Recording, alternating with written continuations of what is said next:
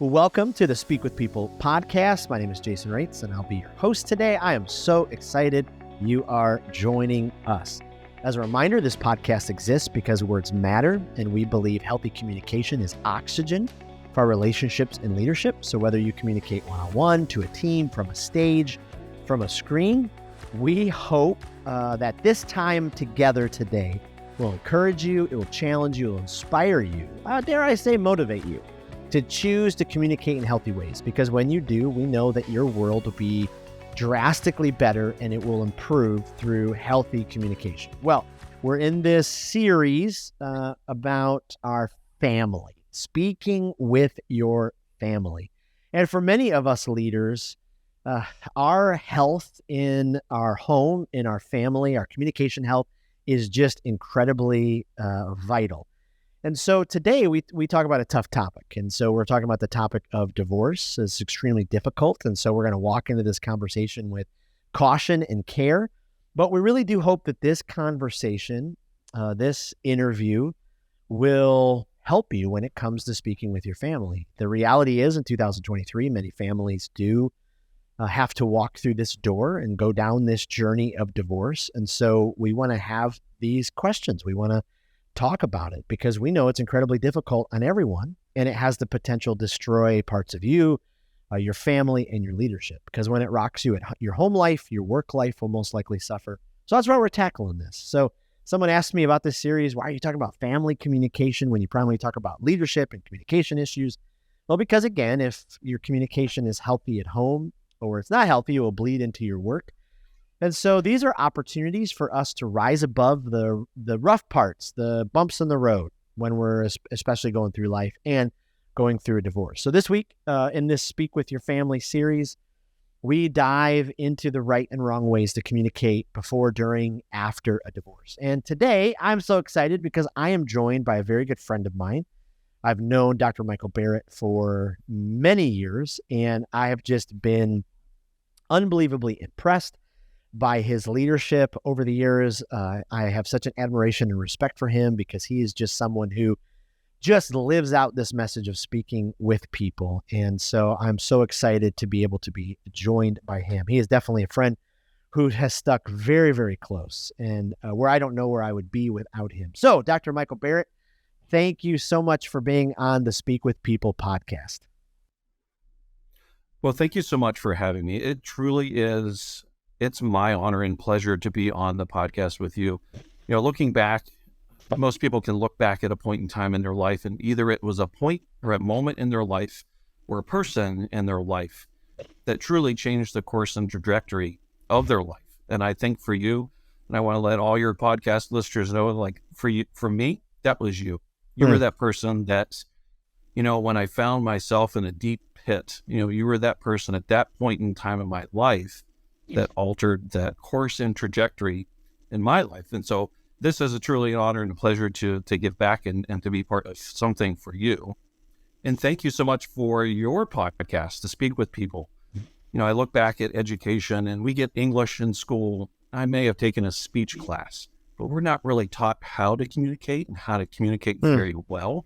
So this is so crucial for any aspect of life, for any person, whether you're an employee or an employer, whether you're a pastor or just a parent. This is vitally important. And the information, the tools and the tricks that you are providing, hopefully will keep somebody from heading down to this deep, dark pit called divorce.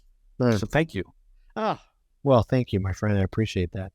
Well, before we head into the conversation and kind of dive into this week's topic, I just wondered, can you tell us a little bit more about yourself, a little bit your story, just to kind of fill in our listeners on that? Sure. So I'm a chiropractor. I grew up outside of Western Pennsylvania, a small town called Beaver Falls. Most people only knew it because of Joe Namath. So for those of you listening from Michigan or from Florida, yes, I'm a diehard Steeler fan, Penguin fan, Pirate fan. I went to school at Penn State. So I moved to Chicago. That's where I went to the chiropractic school. Ended up practicing there for a short bit. Moved to Indiana. That's where I met my first wife. We got married, eventually moved up here to Michigan in 2005. Been up here since that point in time, so 17 and a half years. We got married around 2002. Somewhere along that way, the communication broke down.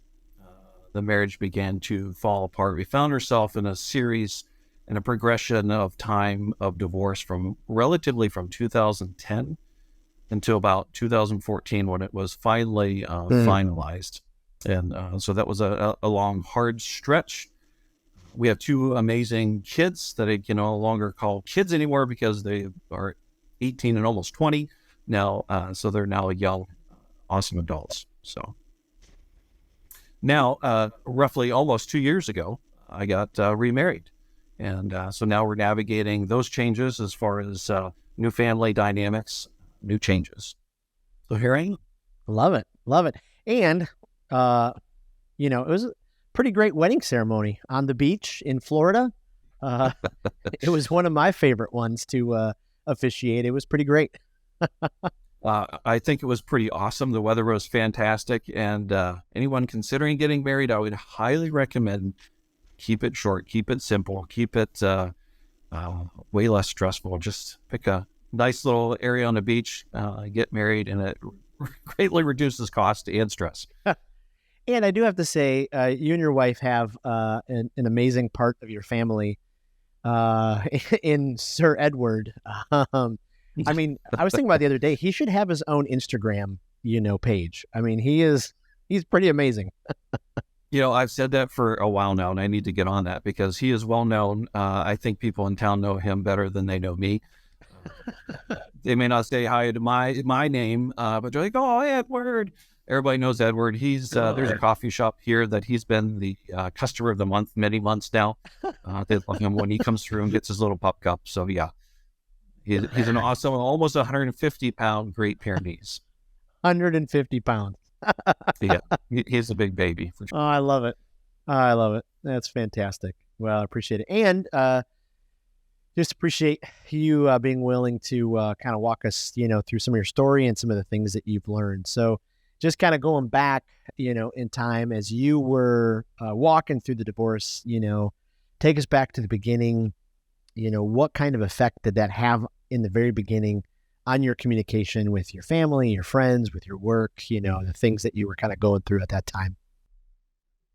Yeah. So, probably one of two things happen. Either you're going to overshare everywhere. So your friends, your family, your coworkers, your social media, which is an awesome place to just dump all of your dirty laundry, right? Or in my end, I went into my own little cave. So I chose not to communicate. You're going through so many different emotions, from sadness to frustration to anger to confusion to anxiety and fear about what the future is going to hold. The future of what the divorce process is going to hold. And so it's very easy for those emotions to control what's then going to come out when you communicate. So I chose to go the more quiet, reserved way. I was working in a bigger office. There was a lot of people that were coworkers, but they weren't exactly close friends. And I didn't want to be that person that, was just going out and trying to tell anybody that would lend an ear what was going on and who was at fault and this, that, and the other. So there was only just a couple of very close people that, knew those details. And so for me, it was a very quiet, reserved period of time. Absolutely. Absolutely. It is interesting though. Some folks, you just nailed it. You kind of perfectly put that. You either undershare or you way overshare. And it's just amazing. I have seen, many of those conflicts unfold before everyone's, watching view on Facebook. And there's just nothing good that comes from that. No. If you could, and again, thank you for, sharing pieces of your story here, but what were some of the common communication breakdowns, that you experienced, or you just, because you've been through this and you've talked with other folks, that you've seen happen while people are going through divorce, some of those common communication breakdowns? Yeah. So I think if you be quite honest, I think it's not just during the divorce. Obviously, somewhere along the way, there was a major breakdown in communication that more than likely was a good reason or a portion of why it ended up being in a divorce in the first place. Yeah. So when those windows of communication, those lines of communication are no longer open or falling on deaf ears, then that then starts this tailspin of a downward spiral. I think some of the things that happen, with a divorce is that, so many emotional things going on that sometimes those that were involved are trying to grasp for anything and everything that they can, whether it's possessional things of money, house, dog, cars, whatever it may be. Those emotions tend to go first and forward, and they really, it's more of a what's in it for me versus how can we get through this? Okay, obviously the marriage didn't work, but how can we do this and pull this apart fairly? And I will say that, certainly when there's, if you're doing it without legal help, it's a little bit less fire on there. When there's lawyers involved, what may have been a simple phone call, a simple text, a simple message, or an email, definitely the fire, the heat of the moment tends to get revved up a little bit more. And I noticed that when we were trying to work out things prior to attorneys getting involved, that it was handled a little bit more amicably versus then when the attorneys got involved. So so that changes the dynamic. And I will say, whenever because there's so much emotion that's going to be charged up in this, that a lot of times it may be better for a phone call versus a text or an email. That you're having different emotions, that you're going to read a text or an email differently. You can't hear someone's inflection in their voice. You can't see their facial expressions. Yeah. That you may take, like, what does this mean? And what do you mean? Like, and so I would say just take a step back. Sometimes it's just better to reply with an okay versus a long-winded message that's going to just fuel even more to the fire. Yeah. Ooh, absolutely. And that's so true, right? Across every situation, relational situation. We get so upset with someone and we want to fire off that mean, aggravated, angry text, and take a step back, put the phone down, breathe.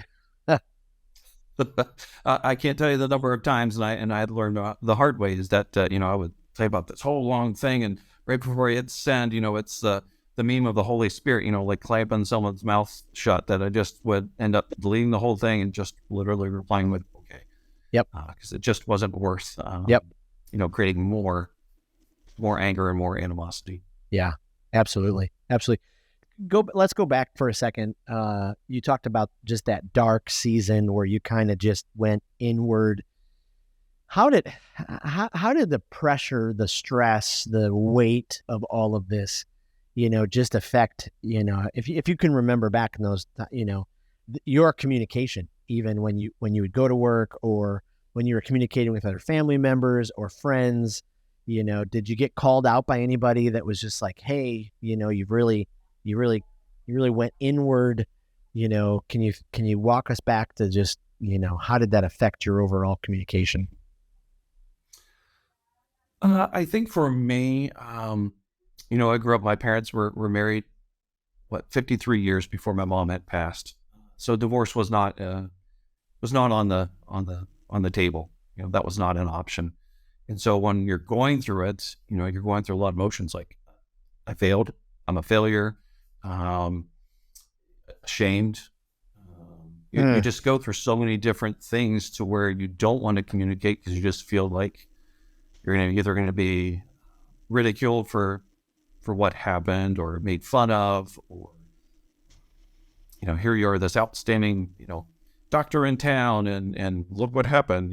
Yeah. So a lot of that just sent me into this inward, dark to myself period of time, which isn't helpful because you're supposed to be. It's going to affect every aspect of your life, your work, right? Your communication, your time with your friends. They're in a sense that something isn't right, and then everything you do goes from in here out through here. So whenever you do come across certain situations, you may fire off things that are not lined up for the situation. it's because what you haven't dealt with was what's in here. Mm. Yeah, absolutely.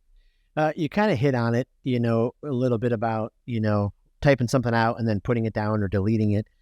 But in all these situations, it's not one way or another. But, like you talked about, emotions get stirred up.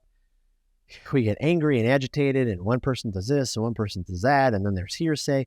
Like, is it even possible to refrain from hurtful and disrespectful and demeaning words, through the process? I mean, what do you think from your point of view and vantage point? I think it's quite possible. I mean, I would like to think that I did that. It was not easy. But you have to check yourself before you wreck yourself. I grew up on hip hop, so that's or check yourself before you wreck others. Yeah. And I will say two things. That number one, if you're a Christian or a Jesus follower, like you have to love your enemies. And at this point in time, you're going through a heated divorce. That is your enemy. You have to love them. It doesn't mean what happened was right. It doesn't mean that you're wrong and they're right, or vice versa. But you have to love them, and you have to, what would Jesus do? And I would say even more so when there's kids involved. Man, you have to. I probably have a lot of scars inside of my mouth for biting my cheek, biting my tongue. It's so important for two reasons. Number one, they were at such a critical age that they're learning how to behave, how to act, how to interact, how to communicate based on what you're doing. Yeah. And so if they're sensing mom and dad are fighting and oh my goodness, it's like oil, water, or fuel on a fire every time they're together, this is what you're teaching them to interact, or how to treat others down the road. And secondly, these kids came from both of you. So they are from both of you. So if you're going to talk down, if you're going to belittle, if you're going to be mean, if you're going to trash talk the other person, you're really hurting your kids. I mean, they are half of the other parent. So it doesn't matter who was wrong. It doesn't matter how guilty they were. You slammed them, you hurt them, you demeaned them.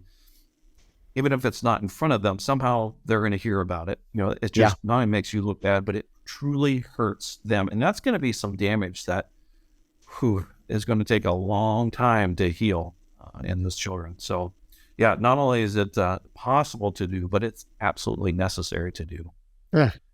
Because of that, anybody that is going through a divorce or just marital problems, I'm 100% firm believer in counseling and therapy. I think you've said this many times, counseling or therapy is for the breathing. It means if you still have breath in your lungs, we all go through different things.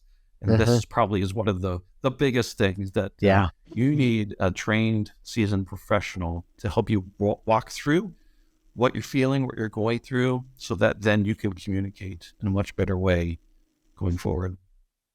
Wow. That's so powerful. And, a lot of leaders get to the place where they, we know that, right? We know it. We've been told that. We've experienced maybe that in our past, but then we get to the place where maybe pride or, whatever wells up in us, and we're like, I'm going to be okay. I'm going to be okay. But if we just took that step, we might, have alleviated ourselves of a lot of, potential hurt, because working through those things with a counselor, could have, helped us not attack or, send that hurtful text or, those kind of things. Boy, that is so difficult. For coworkers or friends who have a friend, going through divorce, I know we all have them. It's like when someone, comes to a funeral and they, we just don't know what to say a lot of times at funerals. So some people say some like ridiculous things, oh, they look so they look so peaceful. What? Like, really, did you have to say that? But are there some things that need to be said and then, need not to be said, like during that time? Is there any advice you could give folks on that? Yeah, I guess it depends on your work environment. If you work in an office where there's two of you, clearly they're going to pick up on something a little bit more than if you're working on the floor with 100 people. Right. And that's not necessarily the place to, share things. I think sometimes just being there for somebody, if you're picking up on something doesn't feel right, like just even getting them a cup of coffee. Say, hey, Bob, I just thought this might cheer you up a little bit. Yep. Have a cup of coffee on me. Or, hey, Yep. The Bulls play on Friday night. You want to go to Buffalo Wild Wings and go grab dinner and a drink or something. Just letting them know that you're there and that you care. Yeah. You don't necessarily have to give them any words of advice, especially if you've never been down the divorce road before. Right. But it's a scary, it's a hurtful, it's a anxiety riddled time that sometimes the longer it's there, can lead to some depression. That just letting someone know that, hey, you're there. Yeah. Whatever you're going through, I'm here for you. If you want to talk about it, if not, hey, we're here for you. It's amazing, and I think, hopefully most of our coworkers or friends, when they do try to add, their advice, especially if they've never been down the road before, they just sometimes, just end up saying some of the craziest things, and you're like, you're just better off. Like just what you just said, just be there, be a presence, be encouraging. Anything not to say, I know you hit on maybe if you're, if you haven't been down the road, but, or maybe if you remember any examples, quote unquote, of things that were said to you. Oh, man. Yeah, I didn't, because I was very, very quiet about it at my place of employment. People didn't really find out about it till years after the divorce. Anyway, and there's always two sides to every story, no matter, and it's even more difficult when friends or coworkers are friends with both of you. And if one person has already said their story, it's right. What do you do going forward? It's very hard. Yeah, it's hard. It's and I might be making a really inappropriate analogy here. So, as I think of this, one of those things that maybe I shouldn't say, but I'm just going to go for it. It's one of those things where we just create all of these sides. It's almost the same in the church world at times when someone decides, this isn't the church for me anymore, and they leave. It's like all these barriers are put up, and then you can't be friends anymore. It's like I've seen it so many times with families who've gone through divorce. Okay, who gets the friends in the divorce? And then, like in the church world, sometimes, can we still be friends? Can we still hang out if we go to different churches? It's just shouldn't be like that. We love to put up barriers and create sides all the time. I mean, it's just part of human nature. It's just so difficult. And sadly, outside of the work place, just mutual friends that we had, during the time that they heard of anything going on divorce-wise, it's like turning on the light in the dark Motel 6 and the bugs go crawling everywhere. It's, they scattered and disappeared.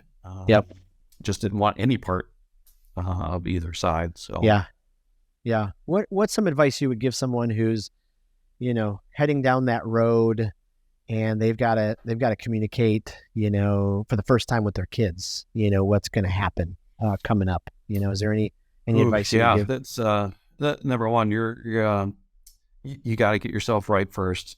You really do. I would highly recommend. If you're a Jesus follower or a Christian, I would highly recommend talking in depth with your pastor. I would highly recommend talking with a very experienced counselor, especially one that is dealing with divorce and family matters, because your words that you're going to say to your kids, you get one chance to say that, and that could either make or break what's then going to happen afterwards. So just be there for them. Let them know that you love them, that both of you love them. But I would highly recommend doing some prep work ahead of time before heading into that position of speaking to them. For sure. Yeah. Is there anything that you learned about yourself through this process? Is there anything from did it change you? Obviously it changed you, but did it change how you communicated with people? Did it, after you went through this, this is a tough process and deal, What did you learn about that about yourself on the other side of it? Yeah, well, going through a lot of counseling, you really learn quite a bit about yourself. And you're certainly not what other people say about you. And you're certainly not what happened to you. As a Christian follower, you are who God says you are. That first of all, is the biggest thing, because it can be rather damaging. You start to feel like you're not good enough, that you're not worthy, that you're a screw up, that you're a failure. So you do learn quite a bit yourself during this, and that it will get better. It can't rain, it can't storm forever. Even though the biggest storm lasted for 40 days, it eventually stopped. Right. So it will change. It will get better. But is it Maya Angelou who said every storm runs out of rain? I hope that's who said it, but I know there's a quote, every storm will run out of rain, like at some point. Like it's just it's just so terribly difficult. Any other pieces of advice you would give someone, especially, they're walking through it? I mean, you've given us such rich practical advice already, but is there anything that's like, the last bit of tools in the toolbox that you would say, really think about these things?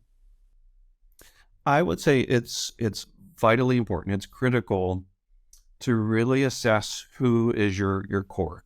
Who are your core few friends? Not your dozen people to come over and watch, a football game, but I'm talking about your very few close friends. Because if it's not divorce, there's another storm coming. There's another pit that you're going to stumble into. And those that are closest to you, that's either going to make or break how you get through this and out of that pit. So definitely I'd say assess that for sure. For me, I found out who that was because those that stuck around when I was in the pit, I got to enjoy things when we were at the top of the mountain, but they were in the thick of it with me, versus those that were at the mountaintop enjoying the view at the beginning. Once I got into a pit, nowhere to be found. And when you're left alone like that, that's a very tough situation. I would say closely examine who your closest core group of friends are. If you're going to go to church, if you're a Christian, if you're a Jesus follower, if you haven't gotten a small group yet, get yourself into a small group. Even if life is good at the moment, I would say that's between you and the small group. Those are two groups of people that, man, really made a difference for me, getting me through that pit. So, and then 3, make sure you have yourself a good counselor. Even if life is good at the moment, there's some things from your past. There's some things that you may have gone through that you felt like, I'm fine, all is good, that you may need to just start working through. That way, guard your heart. Everything you do flows from it. Everything goes out through your mouth. So make sure that you have your heart in the right place. Yeah. Oh, that is so good, so rich. I've got to say, just from my perspective, walking with you through those times, and maybe inappropriate, I apologize again, but I would get upset at you at times, because I'm like, how are you taking the high road? As your friend, as someone who just believed in you and loved you, I'm like, attack. And you just, time and time again, Michael, like I've just, you have encouraged me so many times in my own leadership in life with my communication, to choose the high road, to over encourage. I think you are the greatest encourager I've ever met in my life. I mean, it's just incredible. I mean, you talk about how I was there for you. Like you've been there through me so many times. And we've talked about on this podcast before, people's encouragement tanks are not full. They're not 3/4 full. They're not half full. Like for some reason we think, nobody really needs those encouraging words and thoughts. Yes, they do. And you are the epitome of that. And so, I appreciate that so much. So before I let you go, what I thought I would do is ask you, a couple of rapid fire questions. Sure. And then people can kind of keep getting to know you. But is there a book you've read recently that has had a great impact on you, something that you would recommend to another leader? A book? No. I wish that I had the time for books.